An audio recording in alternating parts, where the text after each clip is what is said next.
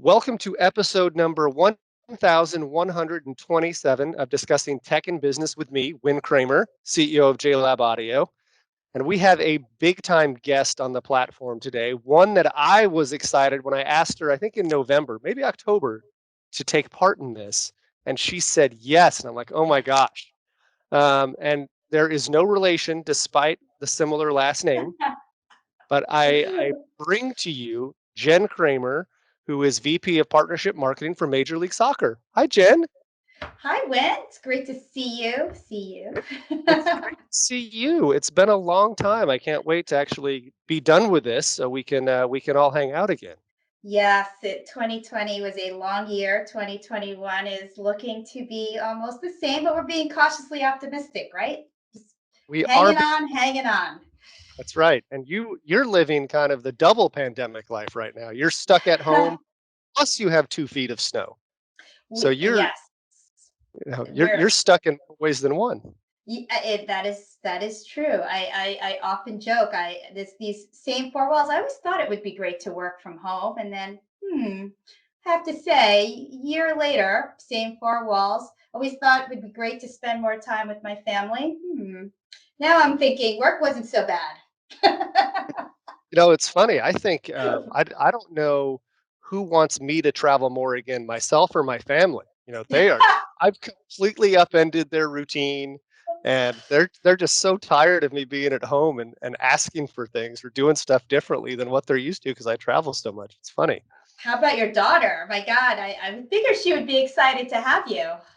Yeah, I think she was for the first couple months, and then it's like, God, he makes me do the dishes, he makes me take the trash out, and mom was a lot more relaxed than dad is, and I just come in, like, hot and heavy, I guess, but it's been cool, and truth be told, her and I have got to know each other again on a new Yeah, level, and that's been pretty special. I yeah. think it's a time we'll never forget, I so I do think I complain a lot, but I do have to say that if the one thing the pandemic has taught me is to value all those small things.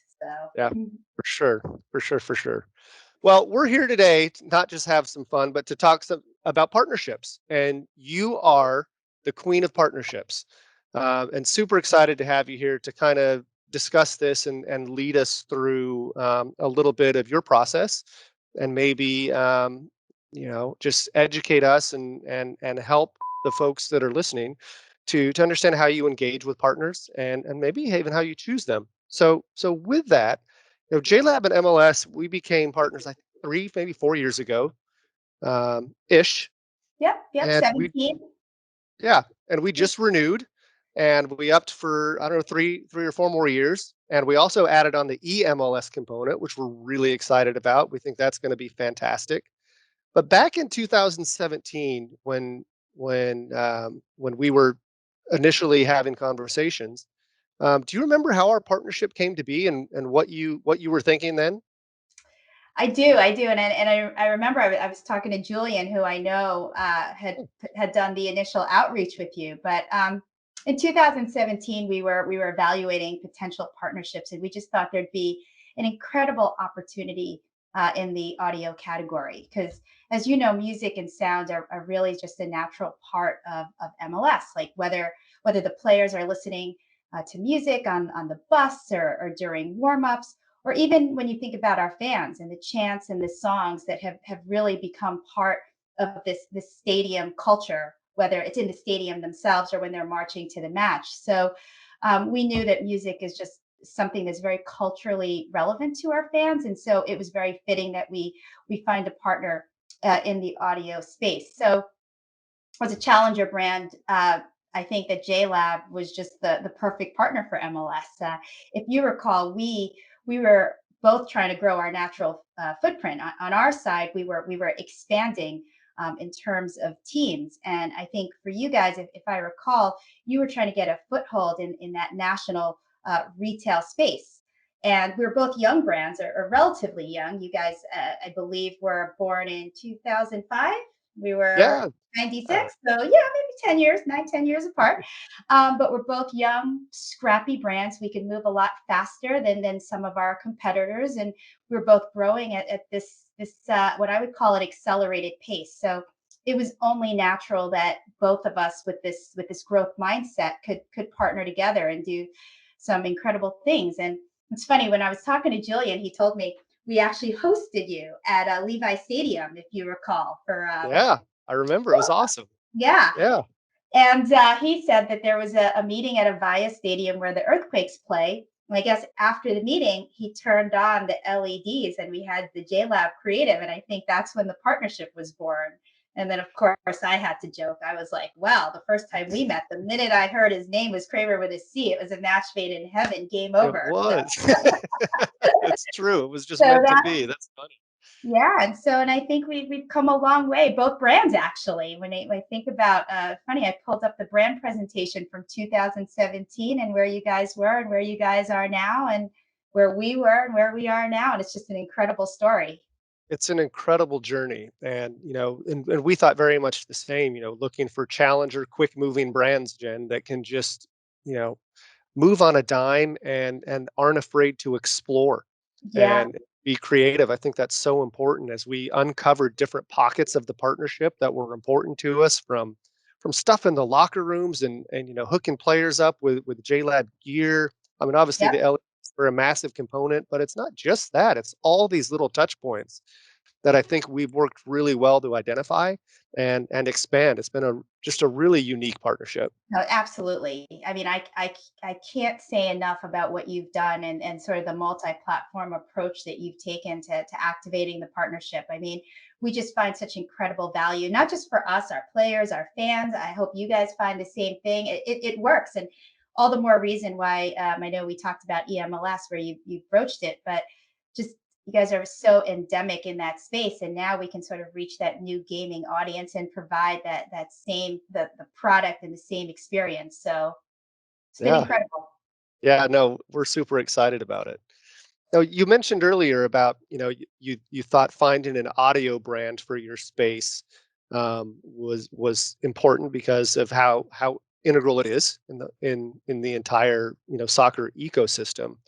And when you're scouting brands just in general, are you looking at things that are relevant to the business, or are you, just looking more broad?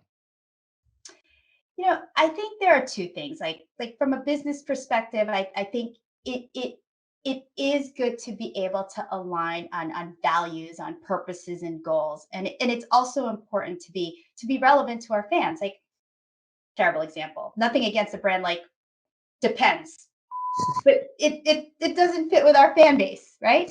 When you Yeah, think of JLab and MLS, we have sort of those what I would call very similar guiding principles or brand narratives. I mean, I looked at your brand personality, and it's as if I'm looking at our own brand personality, that able to be progressive, optimistic, energetic. These are things that match what we believe. And I know you had this great conversation with David, and he's just so much more passionate than I am when he talks about sort of that accessibility and openness. And I love when he says swagger because he has that great accent. But when I know when you mentioned it, I read a quote from you when you partnered with, I think it was Title, and you said that you wanted to make music more accessible. So obviously, we share in that openness and belonging and acceptance. oh, it's Um, so important. yeah, and honestly, the other thing I really admire about JLab is just your commitment to innovation. I know you guys been featured in many publications. Just most recently, I think you got the CES award. So there's a little Oh man, a look at you, little Jen. congratulations there. Thank you. Um, so when I look at your brand and when I see what consumers are saying about you, just on your website, they say there's a little quote box, and they say JLab is cool, innovative, and authentic. That's what we want. That's the Yeah. type of brand that we want to partner with. And that's just from a business perspective. Obviously, oh my God, I could go on and on about the human side of things because that's important too. Because once the ink is dry and the contract is signed, it is about the human element and just what you and Tara and Haley have all brought to the team in terms of how you've worked with us has truly been incredible. So there's the Yeah. business side, but there's also the human side.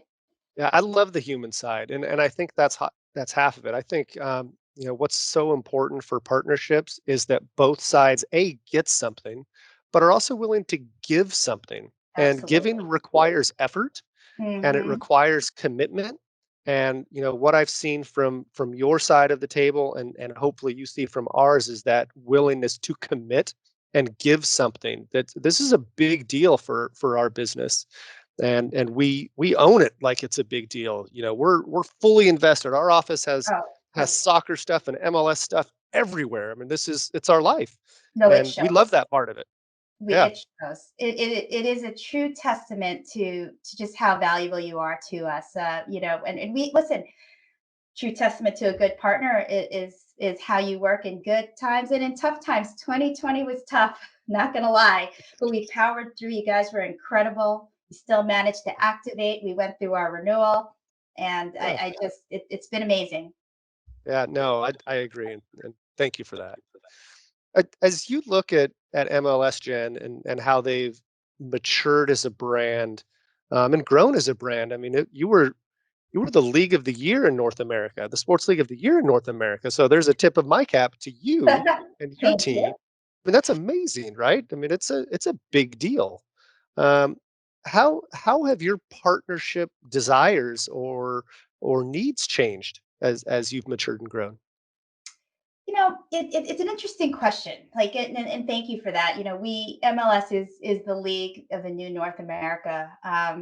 As you know, our audience is young. They're multicultural. They're tech savvy. They're cultural creators. They want to be engaged. They want to have a two-way conversation with our sport. But more than that, our fans value sort of what I would say authenticity, right? I mean, you know as well as I do that these soccer supporter groups can smell BS a mile away, right? So um, when I think about what it used to be about scale and reach, right? Scale and reach is always important, but it's more than that. And when I think about the last few years, I think that activation is really the key to success for our partnerships. And when what you said goes a really long way. You promised us that you would go all in with MLS, that we weren't going to be just one sport in a portfolio of many, and you made good in that promise. You went big, you went deep, and everything you've done from that the MLS specific packaging at retail, the gifting, whether it was to our athletes or even to our draft prospects, so that are sort of the new up and coming stars of the MLS get to experience your product. You provide an entertainment center in the away locker room so that all of these athletes that are away from home and they're getting ready, they have things to do, they have the product. You've supported so many of our teams and our players, and then the content you've created have just been really valuable, like the player playlists where you've shown our fans what our athletes are listening to. And then obviously one of my favorite content series that you guys did was when you went around during the holidays and you had product and you had Oh, the it's so players go good. around. I love that surprise and delight. Yeah. I so when I think about it, before it was like, yeah, scale, yes, this, that, but it's that those multiple touch points. It's being relevant to our fans so that they can experience the product, they can see people with the product, they can have that conversation. I think that's now what we're really looking at. It's what I would call building the relationship with current and long-term future customers for you and for us. So I think that's the shift. Like everyone's like, oh, awareness, brand, scale. That's great. But there are so many other things that are more tangible. Yeah, I would agree with that, and I might even take it a step further. And MLS, at least for us, has kind of been a foundation to create partnerships with your other partners, if that makes any sense at all. Oh, no, it does. It That's a does. and you can tell that this, from Adidas to Target to others within your portfolio of brands that partner with you now partner with us at It's great. different levels because we have these different touch points, and those introductions couldn't have happened without this partnership and that collaboration. So super thankful. No, we wanted that. I mean, obviously, we weren't able to do a partner summit last year for obvious reasons. But that was really the whole point of a partner summit. Wasn't real us talking to you, but it was introducing all the partners and saying, "Hey, look, this is what. Here are all the cool things our partners are doing. Do you see opportunity there?" Because I think there's definitely something to be said about everyone getting together and creating a program and just feeding off of each other to make it bigger and more amazing and amplifying. So I'm glad you found value in that. Yeah, for sure, for sure. You know, if as you look at, the right partnership, and I think we would both agree that this is the right partnership for both of us. Um, and we talked about how it can elevate and evolve, but as our brands build together, how does MLS or you personally view this elevation process? And I think you nailed it earlier with authenticity. I'm not trying to dig in too much there, but outside of authenticity, what other paths do you see? I'm sorry, I missed that last piece. Oh, What other what outside of authenticity, what other paths do you see as elevation points for both brands collectively? it's what we are focusing on right now is fan engagement, right? That's why I talked a lot about activation. It's the awareness is there. Soccer is here and soccer is here to stay, right? JLab is here, JLab is here to stay. That we're growing, people are aware of us. And now is how do we build deeper connection? What are the things that we're doing where we can have that conversation? Where is it data? Is it storytelling? Is it like and honestly, I'm not sure yet because we're going through this exercise right now. We had a meeting probably about 2 weeks ago where we started talking about fan engagement. Like we did a good job in 2020 with the tournament and being able to play soccer during the pandemic.